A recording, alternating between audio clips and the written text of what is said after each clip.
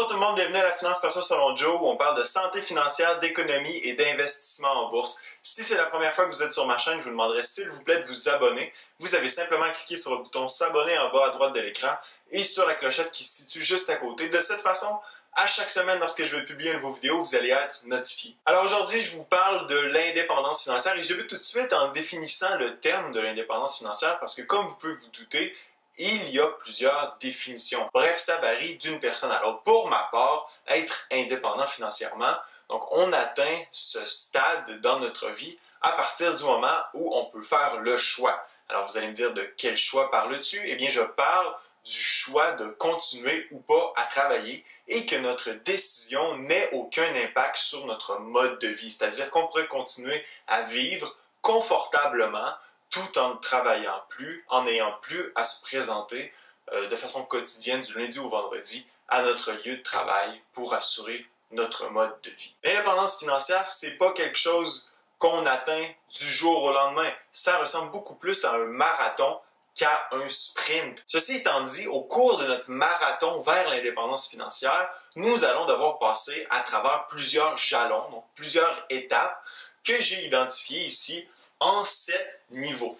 Alors aujourd'hui, je vous propose de passer à travers les 7 niveaux nous menant vers l'indépendance financière, en plus de couvrir quelques trucs qui peuvent vous aider à passer d'un niveau à l'autre. Alors le niveau 0, c'est le niveau de la dépendance financière, là où la grande majorité d'entre nous ayons commencé, alors que nous étions adolescents ou jeunes adultes, à crécher dans le sous-sol de nos parents. En fait, à cette étape-ci, vous êtes totalement dépendant des autres pour assurer votre mode de vie, que ce soit votre famille, un proche, un ami ou même la société, par exemple si vous êtes apte au travail et que vous bénéficiez de l'aide sociale. Vos dépenses sont plus élevées que vos revenus. Ne soyez pas gênés si vous êtes à cette étape-ci. L'important, c'est d'analyser notre situation et de prendre les moyens pour s'en sortir. Alors, comment faire pour passer du niveau 0 au niveau 1? Bien, essentiellement, c'est d'augmenter vos revenus. Alors, si vous n'avez pas d'emploi, c'est de décrocher un emploi. Si vous en avez déjà un, mais qu'il ne vous permet pas d'avoir de revenus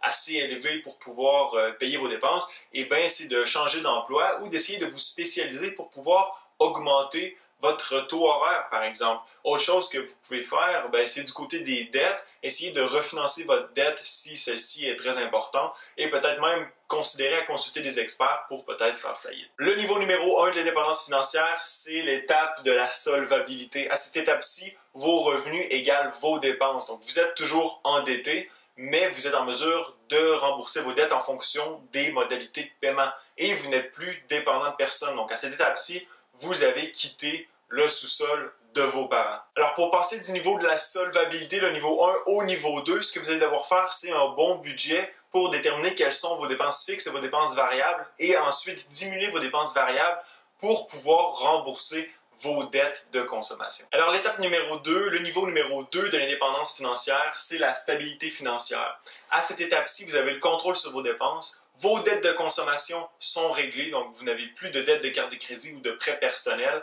et vous êtes en mesure de dégager des surplus, donc d'économiser pour pouvoir construire un fonds d'urgence. Donc, mettre en place un fonds d'urgence qui va équivaloir de 3 à 6 mois de revenus qui va être utilisé si un pépin vous arrive dans votre vie.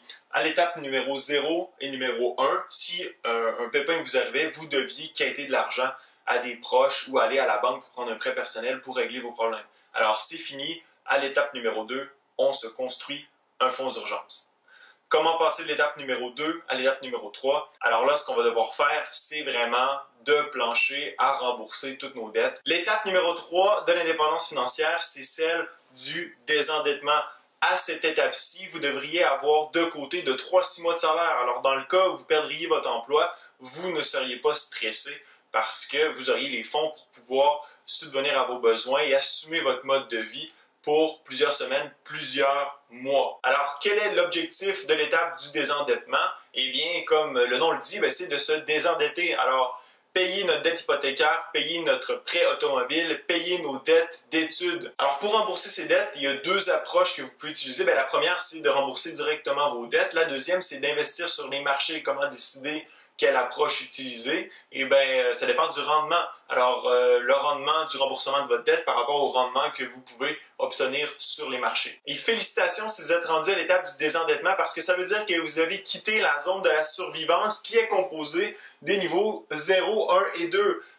Comme on l'a vu à ces trois étapes-là, ben, ce que vous faites finalement, c'est survivre, essayer de vous garder la tête hors de l'eau pour pouvoir équilibrer vos dépenses et vos revenus et de mettre un petit peu d'argent de côté pour avoir un fonds d'urgence au cas où il arriverait un pépin dans votre vie. Après l'étape du désendettement, si on veut passer à l'étape numéro 4, alors là, ce qu'il va falloir faire, c'est vraiment d'économiser beaucoup et d'investir pour pouvoir éventuellement créer un revenu passif de nos investissements, donc un flux de trésorerie qui nécessite peu de travail et qui se perpétue dans le temps. Le niveau numéro 4 de l'indépendance financière, la sécurité financière.